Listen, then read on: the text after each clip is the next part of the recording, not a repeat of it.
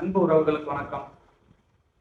கடந்த ஒரு வார காலமாக தமிழ்நாட்டை புரட்டி போட்டுக் கொண்டிருக்கிற ஒரு மிகப்பெரிய சம்பவம் திருநெல்வேலி மாவட்டத்தில் கவின்குமார் என்ற ஒரு இளைஞனின் படுகொலை. கவின்குமார் ஒரு சிறந்த பட்டதாரி, நல்லா படிச்சிருக்கிறாரு, நல்ல வேலையில இருக்காரு. அவர் ஒரு பெண்ணை காதலிக்கிறார். தன்னோட பள்ளி படிப்பு காலத்திலே தன்னோட படித்த ஒரு மாணவி, அவங்கள காதலிச்சுக்கிட்டு இருக்காரு. அவங்க மாற்று சமூகத்தை சேர்ந்தவங்க. அந்த பெண்ணை காதலித்ததுக்காக அந்த பெண்ணின் தம்பி, அவர் பேர் சுர்ஜித், அவர் கவின்குமாரை வெட்டி படுகொலை செஞ்சிருக்கிறார். இந்த சம்பவம் மிகவும் கண்டனத்துக்குரியது. இதை வெறுமனே கண்டனம் அப்படின்ற ஒரு வார்த்தைகளை அடைக்க முடியாது. மிகப்பெரிய குற்றச்செயல். ஆயுதத்தை வைத்து காதலை வீழ்த்த வாய்ப்பே கிடையாது. ஏன்னா காதல் என்பது ஒரு மரமோ செடியோ கொடியோ இல்லை. அது மனிதனின் அடிப்படை உணர்வு. சாதிங்கிறது இடையில வந்தது. மனிதனிடம் சாதி என்பது இடையில் புகுத்தப்பட்டது. ஆனால் ஒரு மனிதனின் அடிப்படை உணர்வு காதல் தான். அண்ணன் சீமான் அவர்கள் ஒரு மேடையில சொல்லியிருந்தாரு, காதலுங்கிறது ஒண்ணும் இல்லை, ஆனா காதல் இல்லாமல் எதுவுமே இல்லை அப்படின்னு சொல்லுவார். அந்த மாதிரி காதலுங்கிறது மனிதனின் அடிப்படை உணர்வு. மனிதன் மட்டுமல்ல, அனைத்து உயிர்களுக்குமே உண்டு. அதை நாம காதல்னு சொல்றோம்.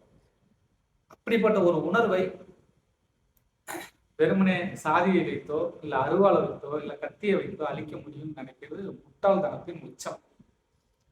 யாராலையும் வீழ்த்த முடியாது. காதலை யாராலையுமே வீழ்த்த முடியாது. நீங்க காதலர்களை கொள்ளலாம், ஆனா காதலை கொல்லவே முடியாது. ஏன்னா திரும்பவும் சொல்றேன், அது மனிதனோட அடிப்படை உணர்வு. அதை யாராலையும் வீழ்த்த முடியாது. என்னை பொறுத்தவரை இந்த விடயத்துல உங்களுக்கு உங்களோட பெண்ணோட காதல் பிடிக்கலன்னா சரிப்பா, உங்க விருப்பம், நீங்க பார்த்துக்குங்க, மறுபடியும் எங்கள்கிட்ட வராதிங்க அப்படின்னு அவங்களை ஒதுக்கி விட்டா கூட பரவாயில்ல. கொலை செய்யறது ரொம்ப அநியாயமான ஒரு விடயம். நீங்க பெருந்தன்மையோட அவங்களை ஏத்துக்கிட்டீங்கன்னா அது மிகப்பெரிய சிறப்பு. நம்ம அதை வரவேற்கலாம், அதை மனதார அதை பாராட்டலாம். நீங்க ஏத்துக்கலன்னா கூட பரவாயில்ல, அவங்கள விட்டுருங்க. அவங்க அவங்க எப்படியோ போறாங்க, அவங்க கஷ்டப்படுறாங்க, இல்லை அவங்க ஜெயிக்கிறாங்க, அவங்க தோக்குறாங்க, அது அவங்களோட எதிர்காலம், அவங்க முடிவு பண்றாங்க.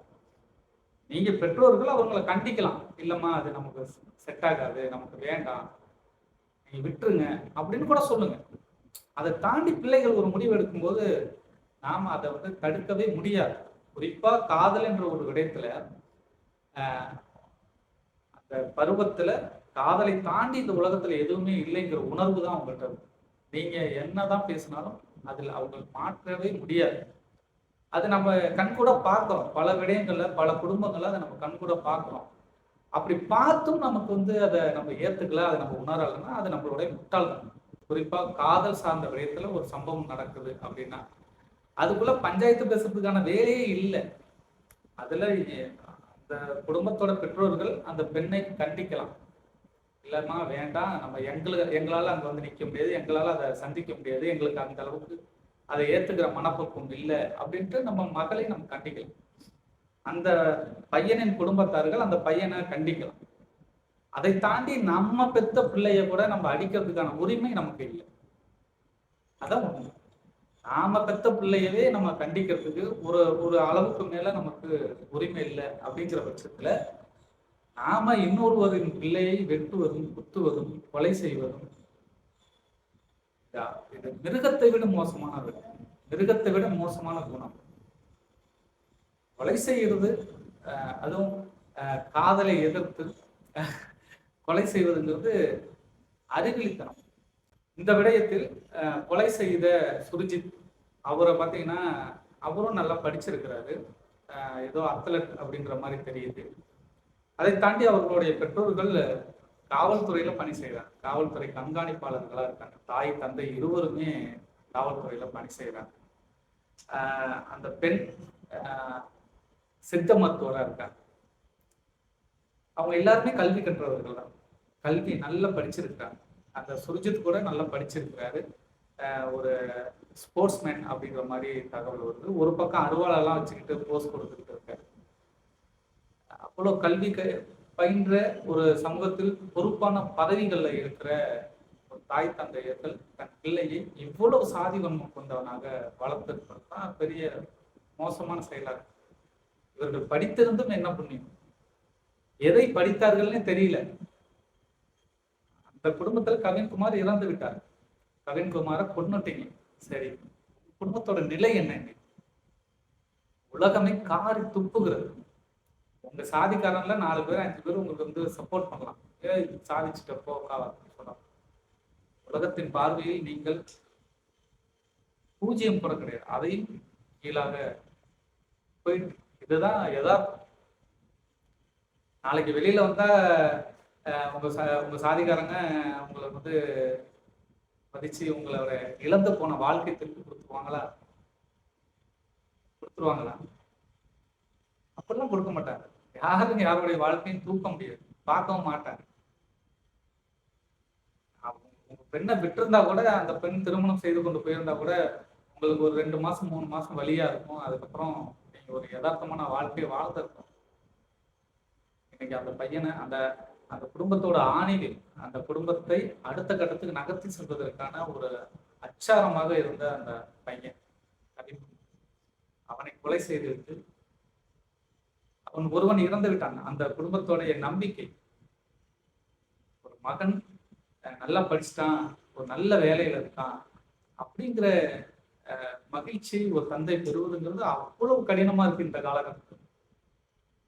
இப்படி வந்த ஒரு பையன், அந்த குடும்பத்தோட எதிர்காலம், அந்த குடும்பத்தோட நம்பிக்கை, அந்த பையனை கொன்னுட்டீங்க.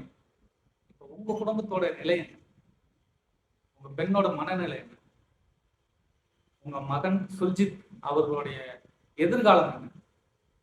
முற்றுமொழிதான் அழிஞ்சு போயிடுச்சு. உங்க குடும்பத்தோட எதிர்காலத்தையும் அழிச்சிட்டீங்க.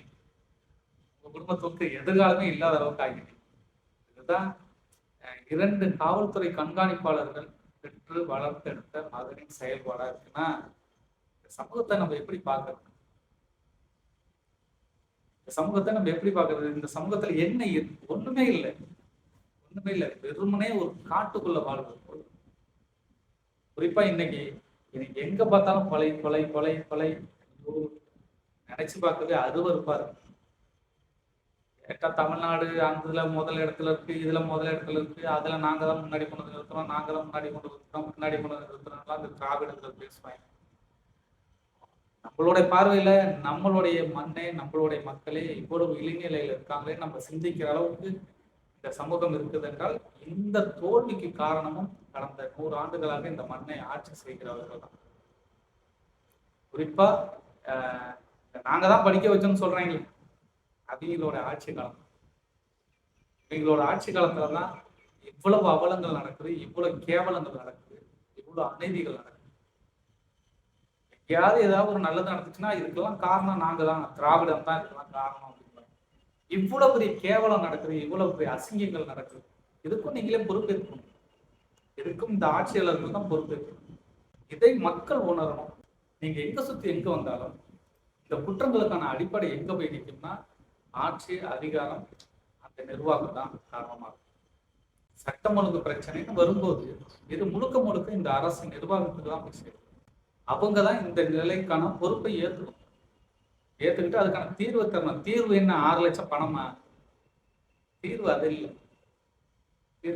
அதை தாண்டி குற்றங்களை உடனுக்குடன், வெளிப்படையான கொலை, அந்த பையனே ஒத்துக்கிட்டான், வெளிப்படையான கொலை அப்படின்னு தெரியுதுன்னா உடனடியாக நடவடிக்கை எடுக்கணும். சட்டப்படியான அவருக்கான தண்டனை உறுதி செய்யணும். அதுதான் சரியான தீர்வாகும். இது போல ஒவ்வொரு இடத்துலையும் அது நடக்கும்போது தண்டனைகள், என்னை பொறுத்தவரை தண்டனைகள் ரொம்ப கடுமையாகணும் அப்படின்லாம் நான் சிந்திக்கலாம். என்னை பொறுத்தவரை உடனே அது தண்டனை கிடைக்கும்.